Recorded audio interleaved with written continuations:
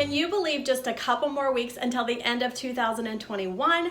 Hi, I'm Gina Walton with the Walton Home Team of Keller Williams, and it doesn't seem possible to be bringing you our December home tip as well as the November Kansas City market update. Now, this month's home tip is sewer line insurance, and if you have large mature trees, those roots can grow into your sewer line, especially if you have a home that was built when clay lines were installed.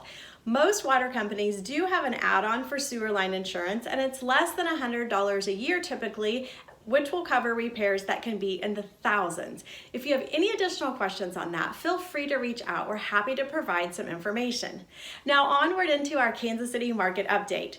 Year to date, Kansas City has seen a 4% increase in the number of homes sold with a 12% increase in price.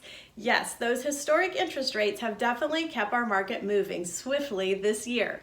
The amount of homes for sale in Kansas City is 24% less this time of year than the same time last year, which is actually an improvement for spring. So for example, if we look at Johnson County, we had 60% less homes for sale in February of 2021 compared to February in 2020.